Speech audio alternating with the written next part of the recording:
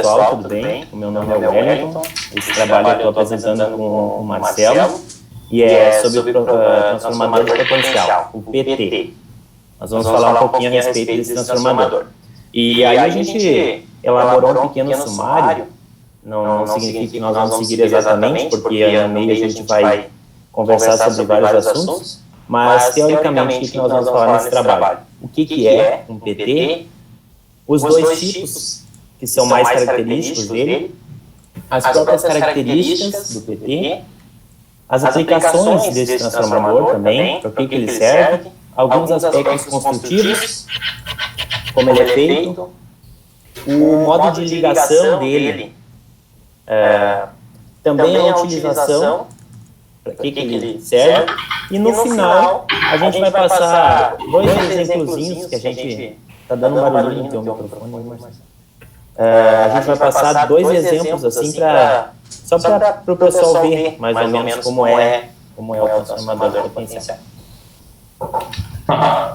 Boa tarde. Então, vou falar um pouco sobre o transformador de potencial. É um equipamento utilizado atualmente para sistema de medição da tensão elétrica, sendo fabricado tanto para alta tensão como para baixa, de acordo com a demanda e com o enrolamento da bobina primária e secundária, sendo capaz de reduzir a tensão do circuito para níveis compatíveis com uma máxima tensão suportada pelos instrumentos de medições. Só uma coisinha, não sei se o senhor está gravando, professor. Não sei se o senhor quer gravar. Sim, eu estou gravando a apresentação de vocês, assim como todas as aulas. Ah, tá. Não, é que para mim não está aparecendo aqui. Só por causa do senhor não tivesse visto. Obrigado. Gravando, sim. Algumas características, então, desse transformador. A primeira dela, e que a gente considera mais importante, seria ajustar a tensão de saída do estágio do sistema de tensão de entrada no estágio seguinte. Também, uma outra característica são as bobinas de alta tensão e baixa tensão com cobre eletrolítico com 99,99% de pureza, quase 100% pura. O núcleo dele é feito de aço silício, uma caixa confeccionada de aço carbono com uma proteção anticorrosiva, e ele é composto, assim, teoricamente, por um núcleo ferromagnético com uma bobina primária que tem mais espiras que uma bobina secundária, e o que fornece uma tensão normalmente de 115 volts, podendo ser também 115 sobre raiz de 3, e tornando compatíveis esses níveis de tensão medidos dos sistemas de leitura com monitoramento ou proteção. Bom, agora vou falar um pouco sobre os componentes do transformador de potencial. Como eu disse anteriormente, são equipamentos cuja principal base de funcionamento dá por rebaixamento da tensão para níveis compatíveis a um medidor, para ser apresentado num leitor de tela para um operador ou algo assim. Bom, agora vamos passar adiante.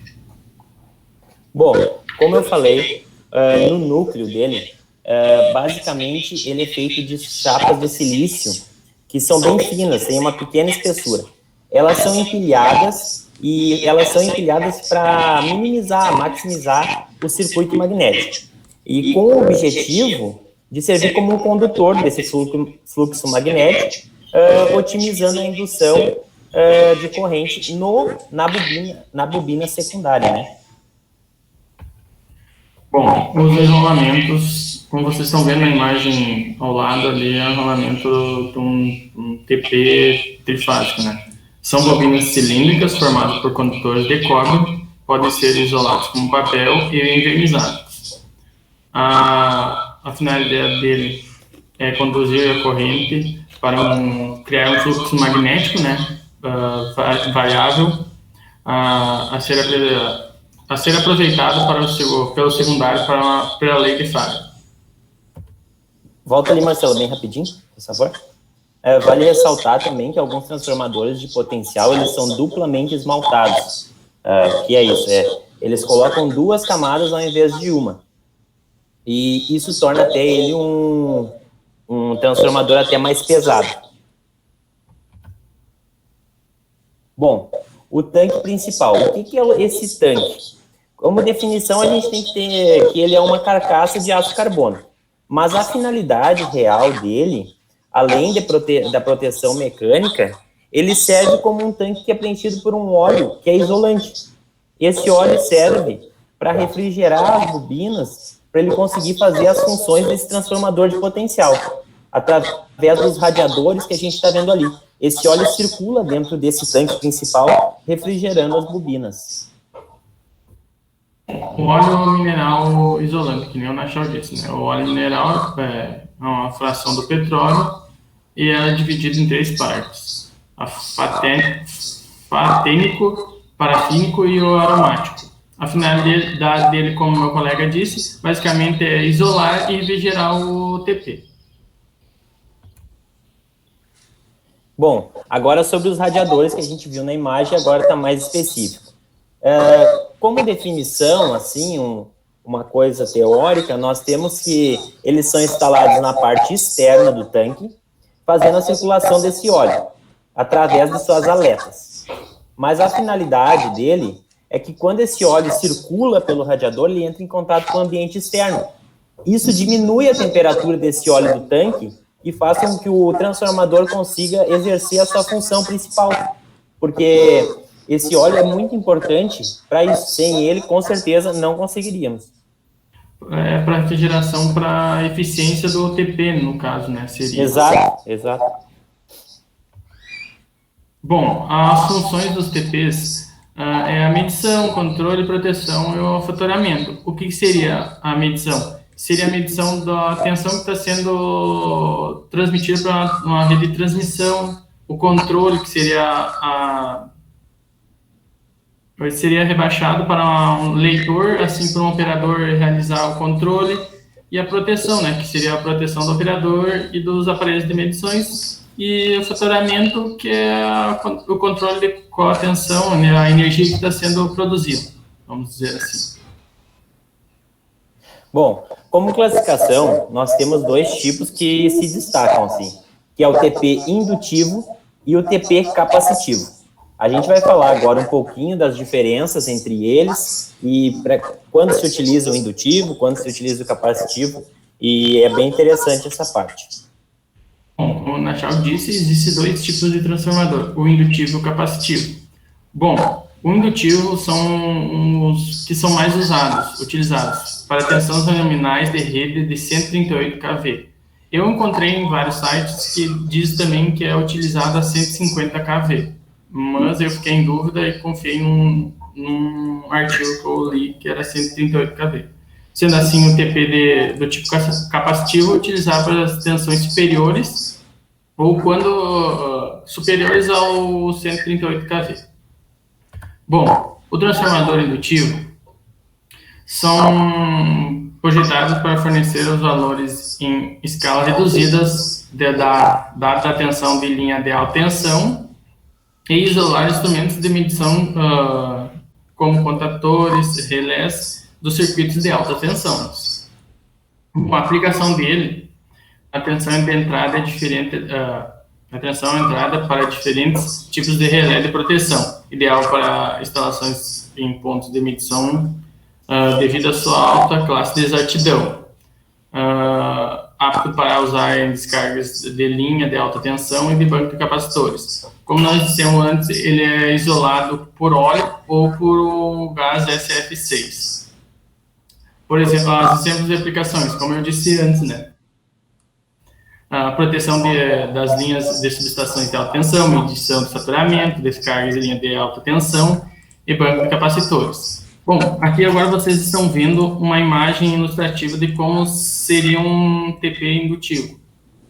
Bom, como vocês estão vendo na imagem, está numerado e ao lado eu estou mostrando para vocês também o que é cada coisa. Como vocês estão vendo lá no número 1 é tampa superior, no 2 vocês vão ver o sistema de compensação do volume de óleo, o onde vocês vão ver a quantidade de óleo que está dentro do TP, a indicação do nível de óleo, o 4 o isolador, 5 a malha capacitiva, o 6 o isolamento primário, No 7, vocês vão ver o rolamento secundário. No 8, o núcleo.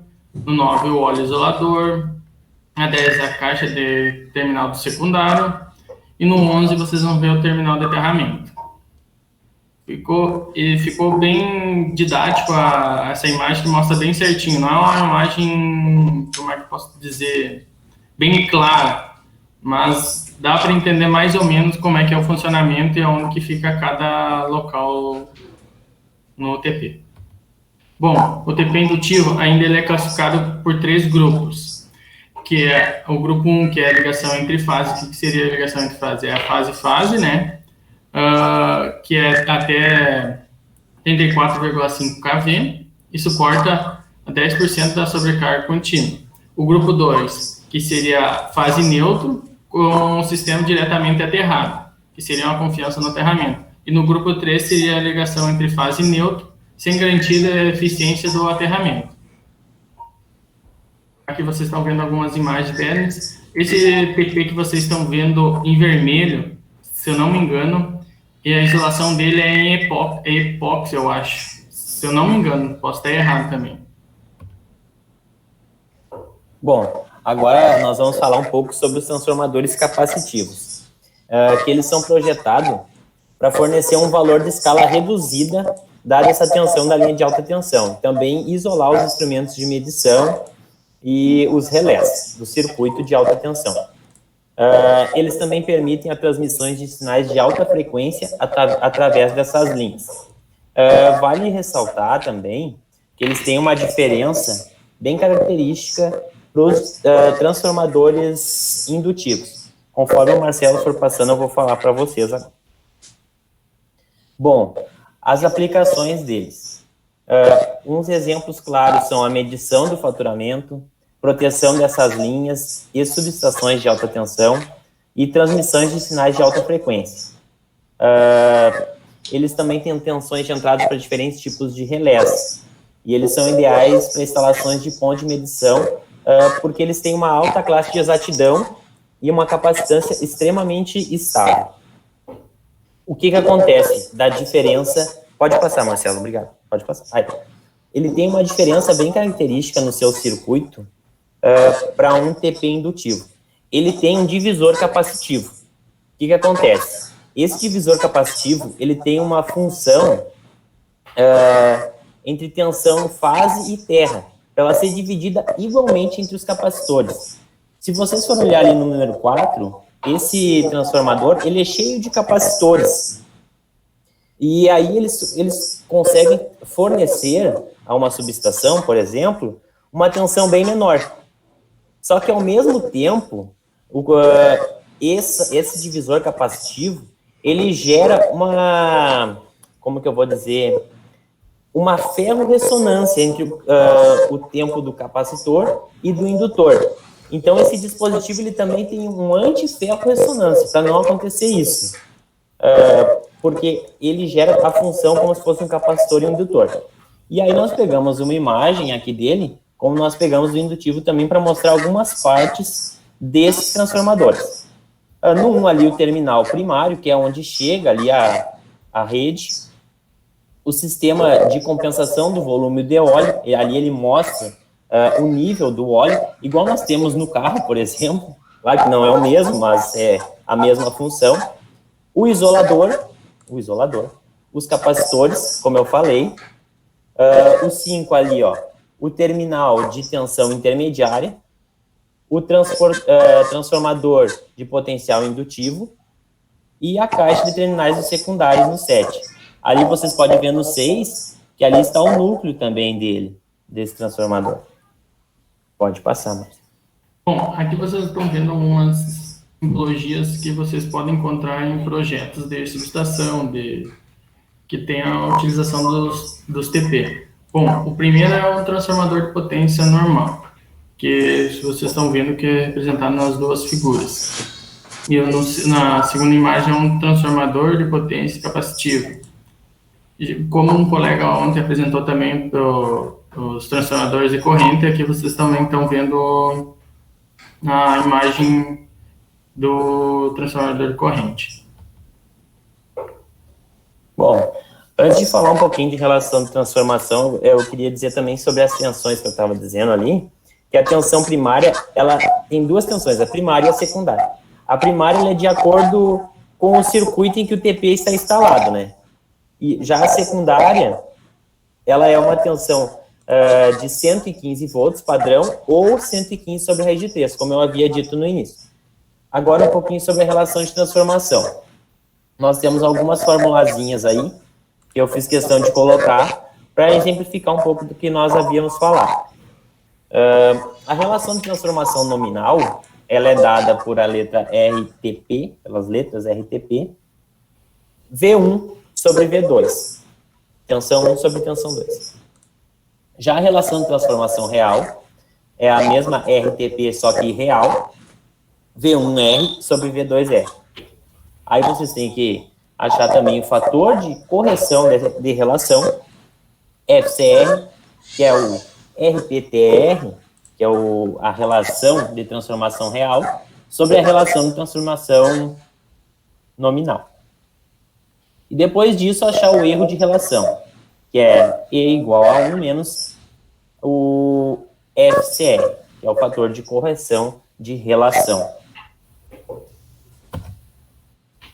Aí nós vamos ter também uma classe de exatidão, que é dada por esse, podemos dizer, o quadrado, retângulo, e aí ele, conforme está dentro dessas classes, nós temos algumas aplicações. Exemplo, na classe 0,1, as medições são muito especiais, são os medidores especiais, ela é muito exata. São medições de laboratório, quase que impossíveis de a gente ter essa exatidão. Na classe 0,3, é a medição de energia elétrica para faturamento. Na classe 0,6, nós temos a medição de energia sem a finalidade do faturamento, e também a alimentação de instrumentos de controle. E 1,2 teria uma aplicação apenas para monitoramento. Bom, aqui vocês estão vendo o modo de ligação do TP. Vocês também estão vendo... né? Isso é uma subestação. Isso. Vocês estão vendo que o TP está ligado no barramento da subestação, está saindo no seu secundário, indo para o relé e assim indo por um scanner, identificando qual a tensão de saída da subestação, entre outros. Vocês também estão vendo a ligação de um TC, que nem os colegas ontem nós apresentaram, o disjuntor, tudo que demonstra bem detalhado no projeto de subestação. Vocês também estão vendo que o TP está aterrado, caso ocorra vamos dizer assim, algum defeito, ele aterra e não vai para o relé, vamos dizer assim. Bom, o modo de ligação é extremamente importante, pois a ligação da maneira errada, o TP sofrerá um dano irrecuperável, como seria danificar o TP de modo que só substituindo ele no local. A ligação dos terminais do transformador de potência deve ser feita da seguinte forma. O primário, cada terminal em uma única fase de média ou de alta tensão. Os secundários, seus terminais devem estar abertos. Caso contrário, terá um curto-circuito no secundário, assim queimando o TP. Aqui vocês estão vendo um TP numa sala de medição. Eu já fiz o estágio no meu técnico, eu consegui acompanhar um TP da forma da primeira imagem ali de uma usina, onde eu acompanhar a medição do que está saindo na subestação da usina. E uma é o que está mostrando a subestação, né, que seria os TP e os TC. Ali também mostra, volta ali rapidinho, Marcelo. Ali também mostra o disjuntor, que apareceu naquela outra imagem, que também serve para proteger o sistema, né?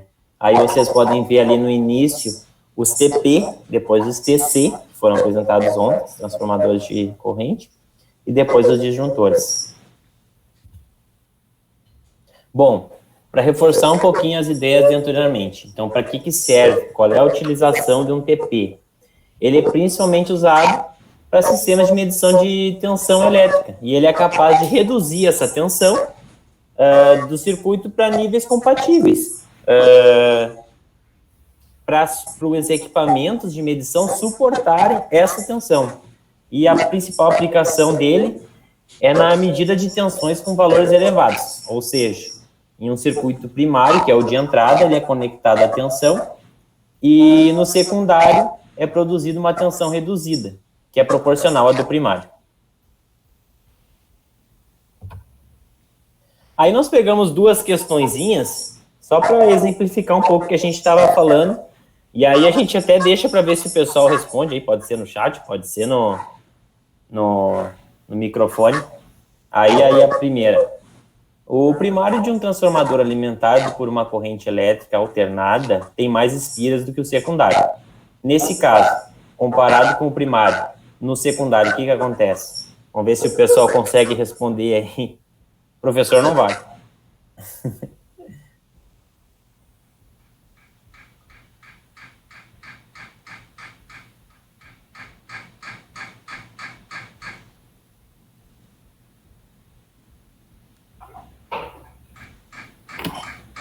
Ninguém?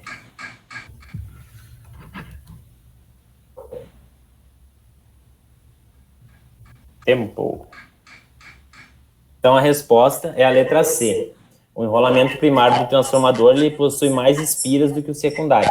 Então o transformador é um rebaixador de tensão. Sendo assim, a tensão é menor no enrolamento secundário do transformador. Aí outro exemplo, né? Agora um cálculozinho. A corrente elétrica que passa pelo enrolamento primário do transformador, que tem 800 espiras, é IP igual a 15 amperes. Calcule a corrente no enrolamento secundário do transformador, sabendo que ele possui 100 espiras. Pode passar. Aí tem um cálculozinho curto, só para nós termos uma noção do que foi falado e finalizar esse trabalho aí com um exemplo para o pessoal talvez entender um pouquinho melhor. Muito obrigado pela atenção de todos. E agora fique aí com uma imagenzinha de uma subestação, onde a gente encontra ali o TP e o TC. Muito obrigado. Muito obrigado. E era isso a nossa apresentação.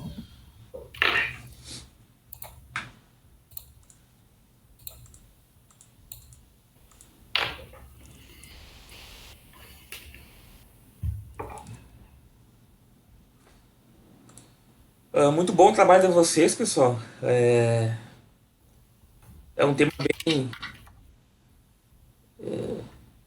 bem conhecido aí, né? Os TPs, TCs. Eu queria saber de vocês aí, se vocês chegaram a ver uma questão de faixas de valores, qual é o valor aí mais nominal aí de medição, por exemplo, a qual o TP consegue rebaixar as tensões, quais são os TPs aí que são mais utilizados, os modelos que são mais utilizados e em cima desses modelos, quais são as faixas que eles operam, que eles trabalham.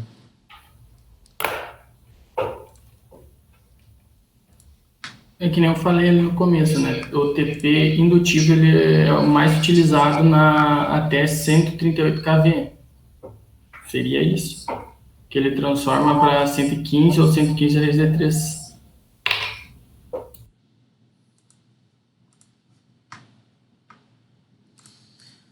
Tá certo, tá certo.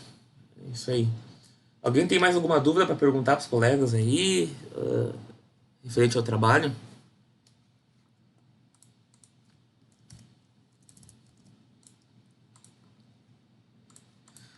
Então vamos passar para o grupo aí da Mariana.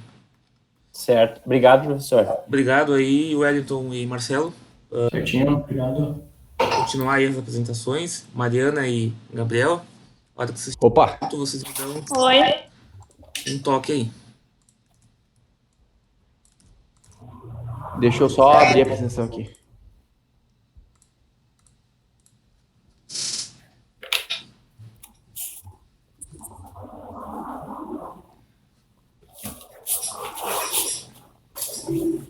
Estão conseguindo ver aí?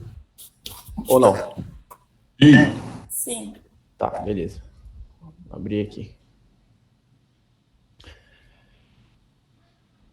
Bom, a gente vai iniciar o nosso trabalho. O nosso trabalho é sobre os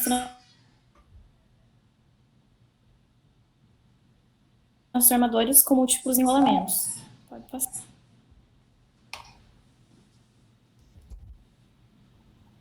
É só pra mim que a voz dela tá travando ou pra todo mundo?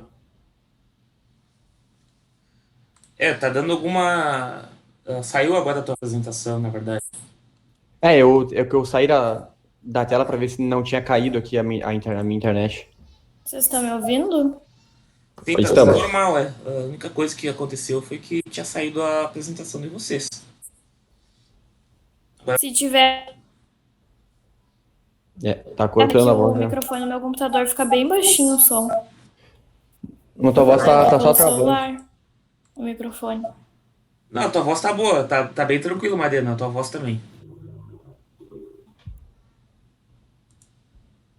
Tá. Podemos continuar? Podem continuar. Ai, não acredito nisso. Só esperar ela resolver o problema ali.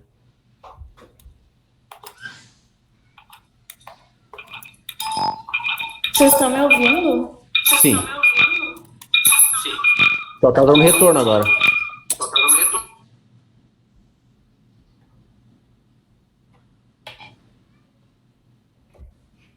Tá, eu liguei o computador agora, tinha esquecido de desligar o do celular daí. Vocês estão me ouvindo agora? Sim. Sim, pode falar. Tá. Pode passar então, Gabriel.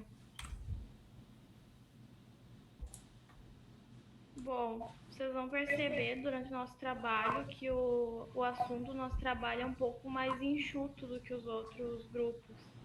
Então, mais para a parte do final, a gente vai focar nas aplicações desse tipo de transformadores. Pode passar.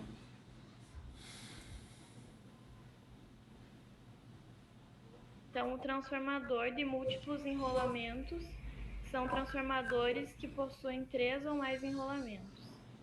E eles podem ser interconectados em circuitos que precisam de níveis e tensões diferentes. E para esse fim, para esses circuitos que precisam de tensões diferentes, ele é muito mais eficiente e o preço dele, do projeto final, custa menos também. Porque vale mais a pena tu utilizar um transformador que vai trabalhar com vários níveis de tensões do que fazer um equivalente de vários transformadores convencionais de 2 enrolamentos. Bom, agora eu vou falar aqui um pouco sobre a teoria dele, né? Primeiro é bom a gente dar uma ênfase, né, que 3 enrolamentos, né, ou múltiplos enrolamentos é diferente de um transformador trifásico, né? O trifásico, ele usa 3 bobinas, né, e gera 3 fases. Esse aqui, o de múltiplos enrolamentos, ele funciona apenas com uma, né, e gera apenas uma fase. Na verdade, ele funciona basicamente igual a um monofásico. A diferença é que ele tem as suas... os seus enrolamentos aqui divididos. Eu vou estar explicando aqui. Bom, como ela tinha falado já, né, a vantagem dele é que tu pode utilizar várias tensões e várias correntes, né? No caso, tu pode, tipo, determinar o quanto tu quer mandar para algum lugar específico. De repente, algum lugar que use mais, tu vai setar lá um valor um pouco maior. Também é interessante falar que eles geralmente são utilizados mais em altas tensões, né? Porque para baixa tensão ele acaba não sendo muito usual. Apesar que eu vou dar um exemplo depois que seria muito legal, só que o custo dele acabaria sendo muito caro porque teria que ter vários deles. Eu vou estar explicando. Bom, passar aqui. Como eu tinha aqui anteriormente, né? No último slide eu vou voltar para mostrar. Esse aqui é um núcleo, né? Um núcleo de um monofásico, né? Padrão. O que acontece aqui no meio? Imagine, hipoteticamente, né, que você vem aqui com um alicate, corta aqui no meio esse enrolamento, daí tu vai passar a ter, né, um primário, que vai ser o que vai receber energia, e o secundário, que já existia antes, e aí tu vai ter um novo, vai ser um terciário. Mas é válido lembrar também que a gente não vai estar mexendo no núcleo dele, e nem na potência, nem nada. A única diferença é que agora um setor dele vai ter vai emitir uma tensão e uma corrente, e o outro vai emitir outro tipo de corrente. E no final, né, como eu falei, a gente não mudou nada. No final, a soma desses enrolamento 2 com o 3 tem que ser igual o do enrolamento 1. Por isso que tem aqui, ó, que se forma uma nova força eletromotriz, uma nova corrente, uma nova tensão. Não que seja uma nova, a gente está dividindo eles. E aí, vou começar a falar um pouco sobre as aplicações dele aqui, que seria muito usual, né, para nós, acabaria com muitos problemas assim que acontecem bastante nas cidades maiores, onde os bairros são mais cheios. Por quê? Quando tu projeta, né, um transformador para uma rua, tu tem que fazer a demanda que aquela rua inteira vai utilizar, né, ou o bairro que seja. Só que o que acontece?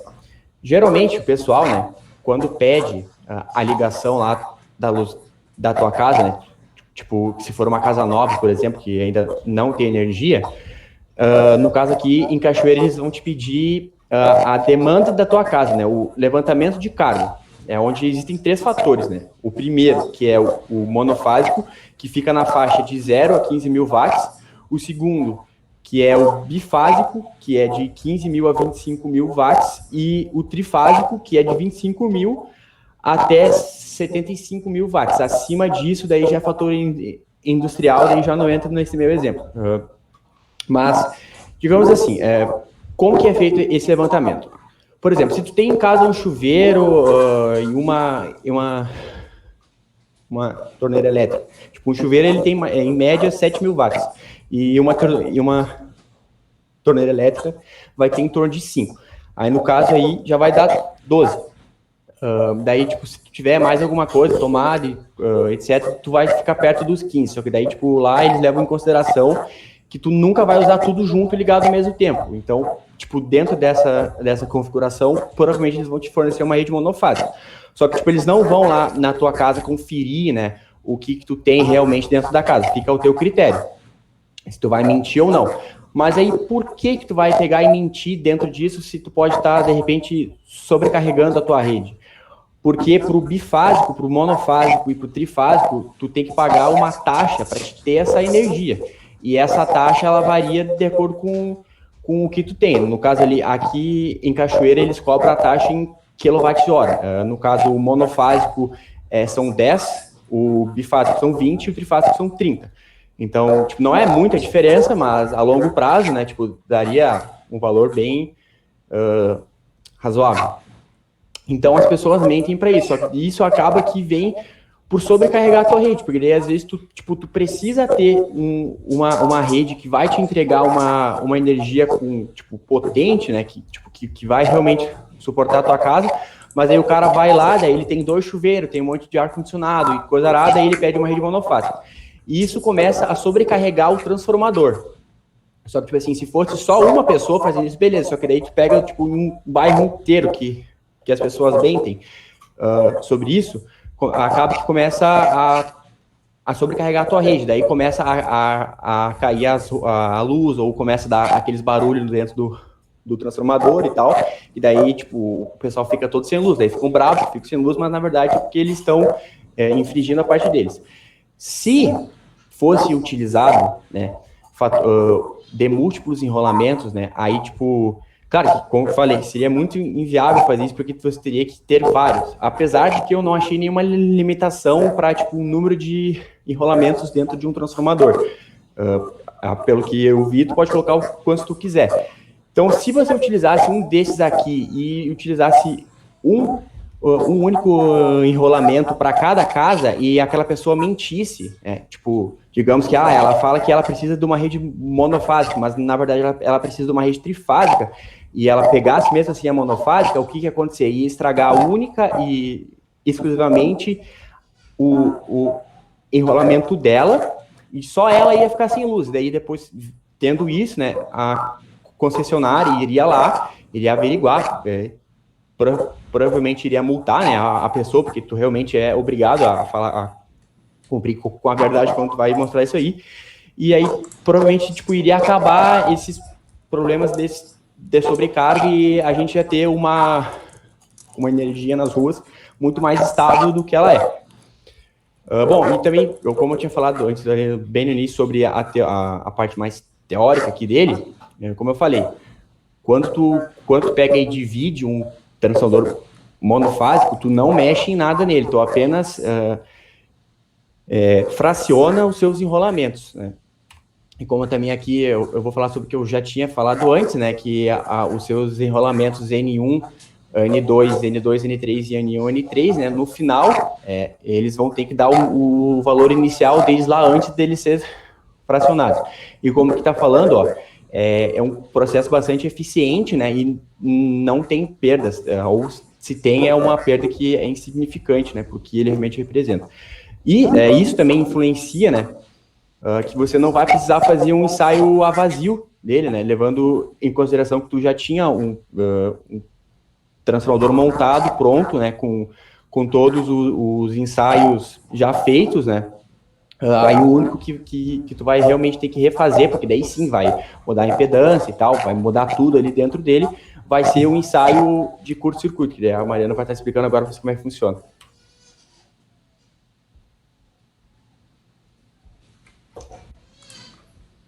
Bom, como o Gabriel falou, ensaios a vazio não são necessários nesse tipo de transformador, porque ele não apresenta perdas magnéticas, porém é necessário fazer ensaios de curto-circuito, porque antes não tinha um terceiro enrolamento e agora tem, então o valor da impedância vai variar.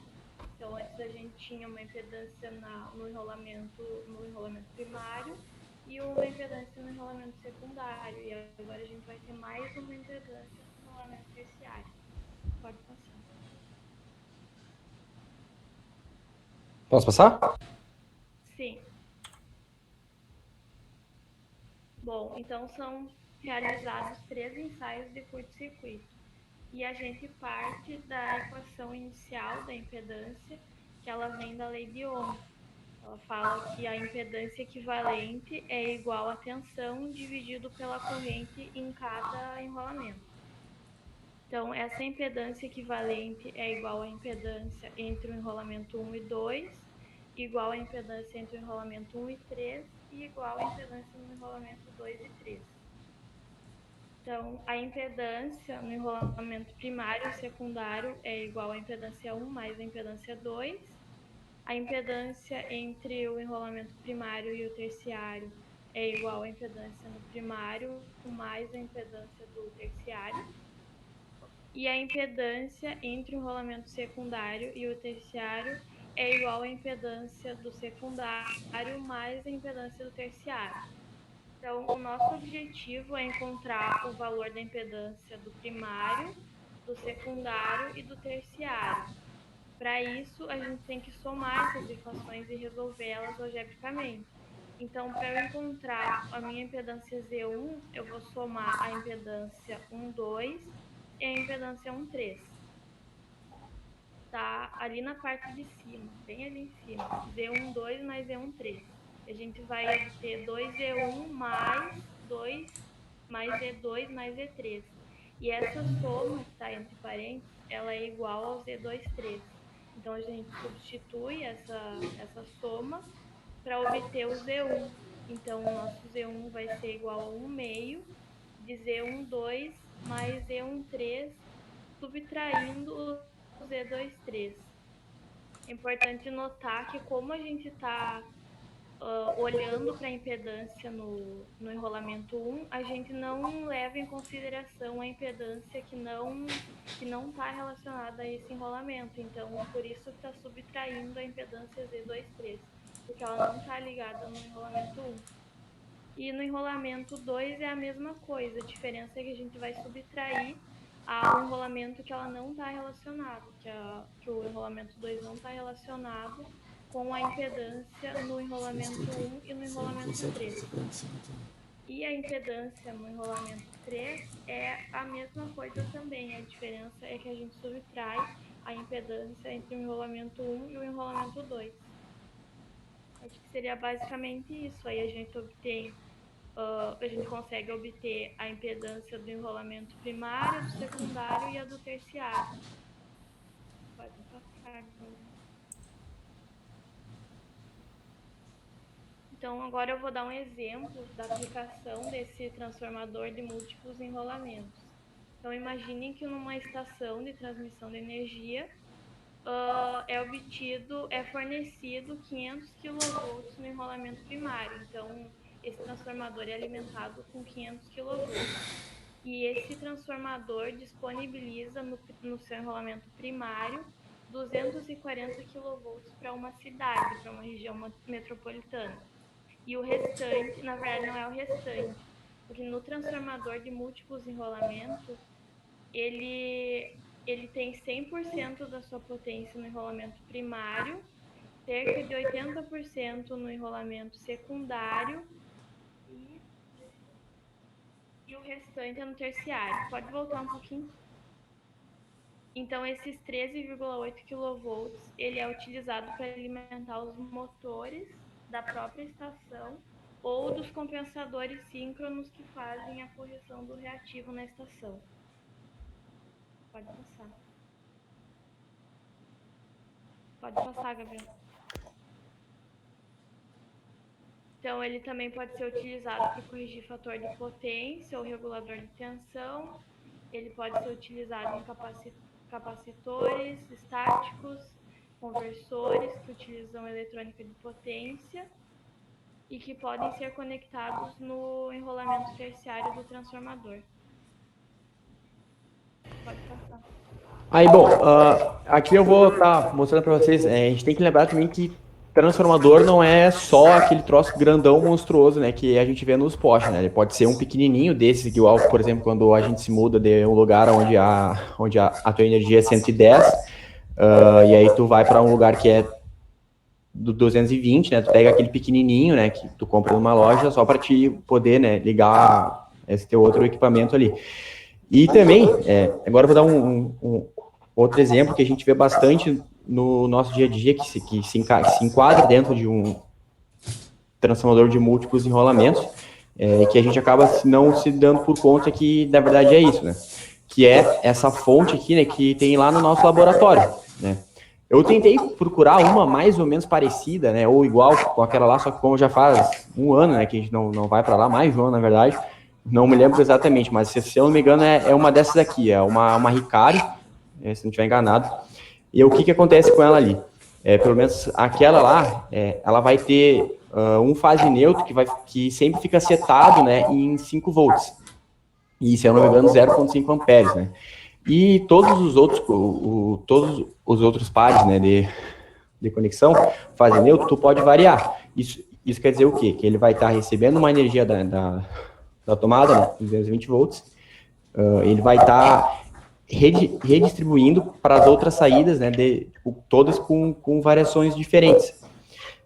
Isso a gente vê também em outros lugares, também como a fonte do computador, né, que a gente tem, não sei se vocês têm o notebook ou o computador, daí o notebook não sei como funciona, porque é a bateria. Então, acredito que todos eles devem, todas as saídas devem ter a mesma voltagem, mas o computador não. O computador, ele tem vários tipos de saída, né? Cada uma dessas saídas tem um pino diferente e cada um desses pinos existe uma voltagem diferente. E o processo feito ali dentro da fonte, né, é basicamente igual. Bom, acho que ficaria mais ou menos por aí o nosso trabalho. Não sei se alguém tem alguma pergunta. Eu vou dar uma aumentada aqui no volume do Google Chrome, que está abaixo.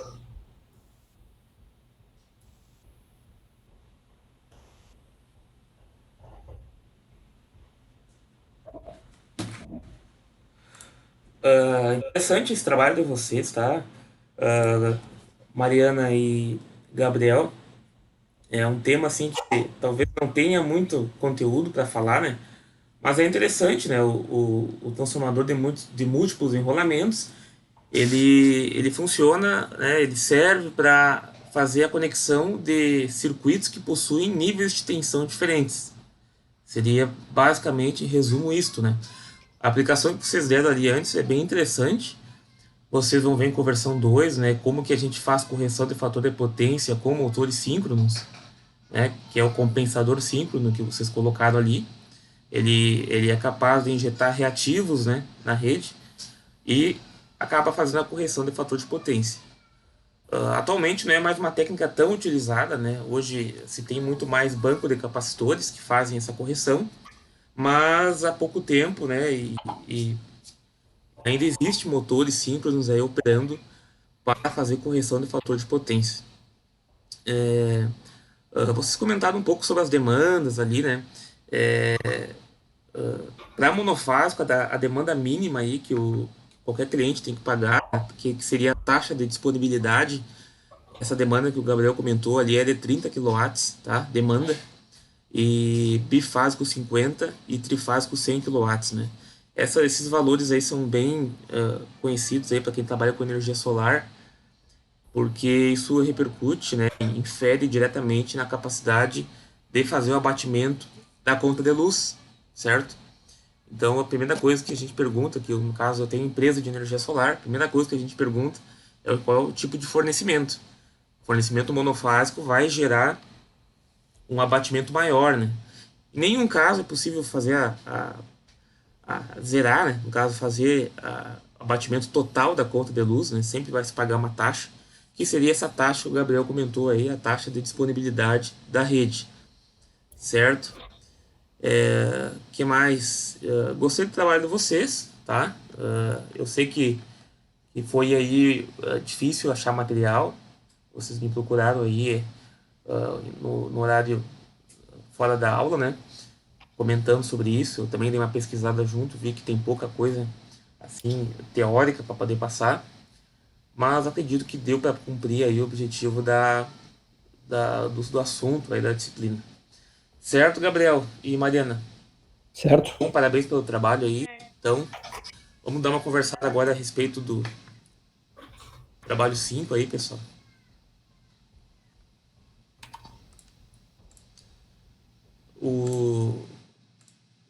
Eu deixei mais um trabalho lá, né? Trabalho 5, não tinha colocado data. Vocês me entregando esse trabalho 5 aí, vocês estão liberados, tá? Queria dizer que foi bom trabalhar com a turma de vocês, foi uma turma bem tranquila, senti bastante engajamento aí durante as aulas, certo? Peço desculpas aí por qualquer coisa, se algum assunto não ficou claro para vocês e por algum motivo não vieram me perguntar, enfim. É a primeira vez que eu dei essa disciplina, né? Eu tô com 5 disciplinas, então essa questão de correção de trabalho aí, que eu sei que eu tô devendo para vocês, né? Ficou um pouco aí atrasado, tá? Tem algumas turmas aí que embolou aluno, e aí tem mais de 30 alunos aí numa turma que eu tenho. Então, ficou difícil de avaliar eles, eu tive que dar mais trabalho para poder avaliar. Enfim, mas vai ser corrigido aí com calma o trabalho de vocês, tá? Não fiquem preocupados em relação a isso. Me entregando aí os trabalhos, aí acho que todo mundo entregou, né? Talvez faltou um ou dois, mas acredito que não vamos ter nenhum problema aqui na disciplina. Não sei se alguém tem alguma coisa a dizer, alguma coisa a acrescentar aí, de repente uma dica da próxima. Acredito que o próximo semestre aí, pelo que eu já vim conversando com a coordenação, vai ser EAD, então vão se preparando aí para mais um semestre à distância, por mais que tenha aí uma boa perspectiva de vacinação, né? A direção, a reitoria, juntamente com a coordenação acadêmica, avaliaram aí que o próximo semestre vai ser praticamente, não posso garantir, né, 100%, mas me passaram que vai ser à distância também. Talvez, né, mude aí, tenha um segundo encontro, um segundo debate em relação à possível volta, né, mediante a uma vacinação aí, em virtude que a gente está nessa correria de vacinas, né? Mas a princípio vai ser também EAD esse primeiro semestre de 2021, né? Agora a gente está terminando o segundo semestre de 2020. Então o primeiro semestre está previsto para começar 12 de abril, né? Não vai começar logo em março. Professor, Tem conhecimento disso? Pode falar. mas será que até abril grande parte da população já não vai estar vacinada? Do jeito que tá se encaminhando aí, parece que não, né? Assim, já veio bastante vacina, já chegou aqui nos hospitais, né? Mas, claro, só para uma pequena faixa aí da população, né? A faixa aí dos enfermeiros, né? Só uma informação que eu li, que para a população fora de risco, o início da vacinação é 2022, no cenário atual, né? As coisas podem mudar. Então vocês já têm uma noção aí de como é que a coisa está caminhando, né? Então, o que me foi passado é que o primeiro semestre de 2021 vai ser à distância também. Dificilmente vai ser presencial. Talvez laboratório, tá? Talvez laboratório de conversão 2 possa ser pessoalmente presencial, né? Existem algumas tratativas em relação às cadeiras que são que tem aí a maior carga horária prática, né? O laboratório é a disciplina de vocês aí, é a cadeira do curso de engenharia elétrica que mais tem prática, e quem está com ela esse semestre sou eu, né? Então foi difícil aí poder passar alguma coisa para os alunos, muita simulação, pouco para dizer nenhum conhecimento prático, né? Nenhuma aula prática. Então vejam isso aí, né? Que eu acho que vocês estão entrando aí no sexto semestre.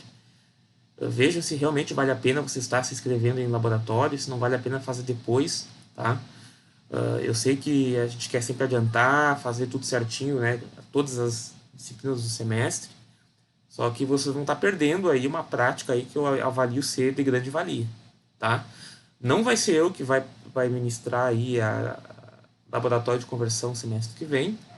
Entrou um professor aí de conversão, né? Que ele é específico do concurso de conversão. O meu concurso é eletromagnetismo.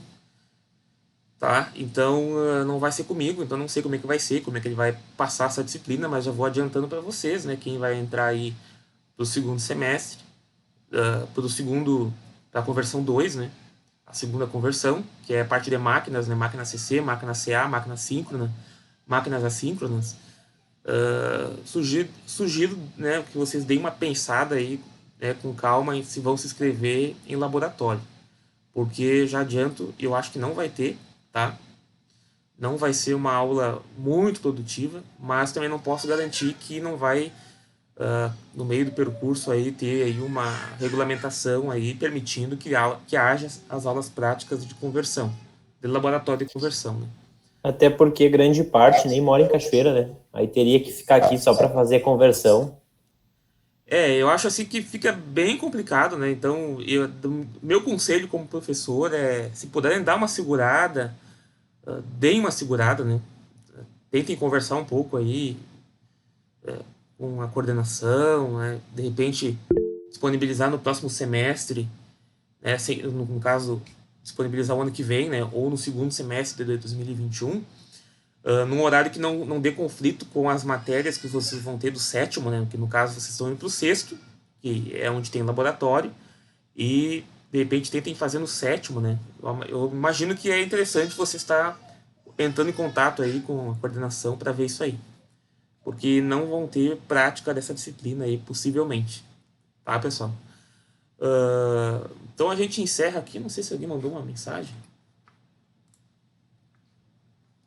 Professor, o senhor irá dar conversão 2, mas não vai ser eu, tá? Eu gostei muito de ministrar as conversões, aí, conversão 1 e 2, mas não vai ser eu.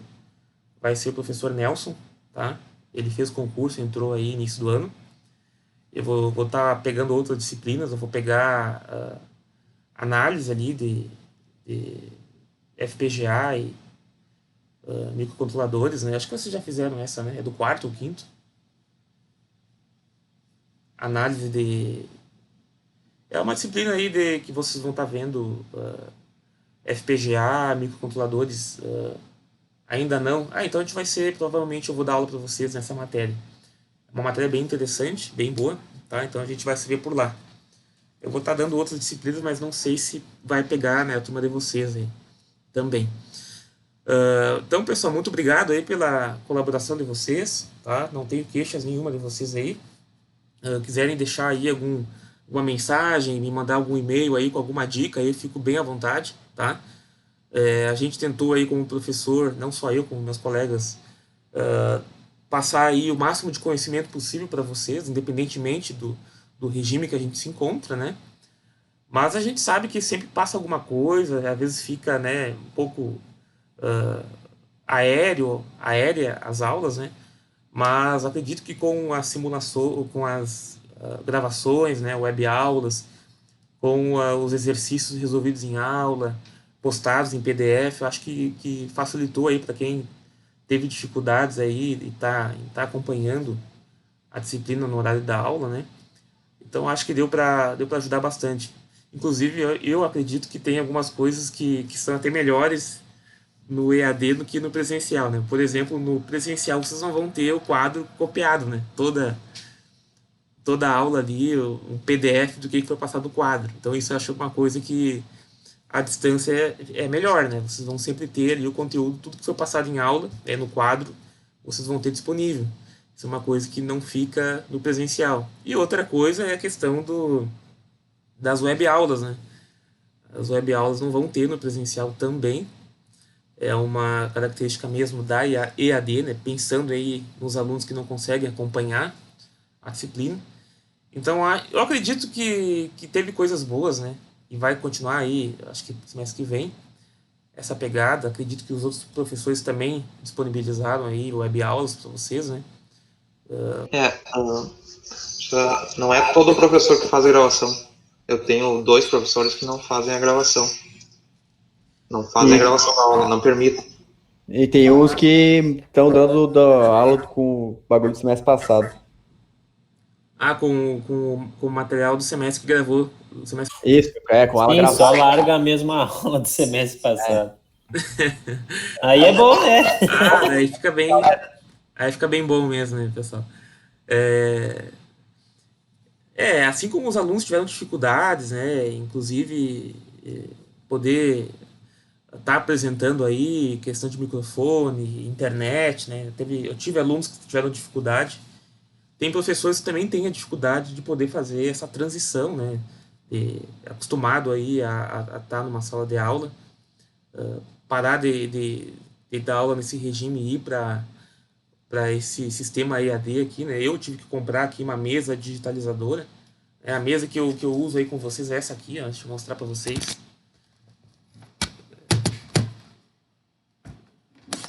É um trocinho aqui, ó. Então essa aqui que é a responsável pelos meus garranchos, tá? É uma caneta. Aí eu vou riscando em cima disso aqui e olhando para a tela. Então é horrível isso aí, é muito difícil pegar e digitar em cima de uma coisa e olhar para outra. Tentem fazer isso, vocês vão ver que é difícil pra caramba. Então a minha letra, não tô dizendo que a minha letra é bonita, tá, pessoal? Não é, só que não é tão feia assim também.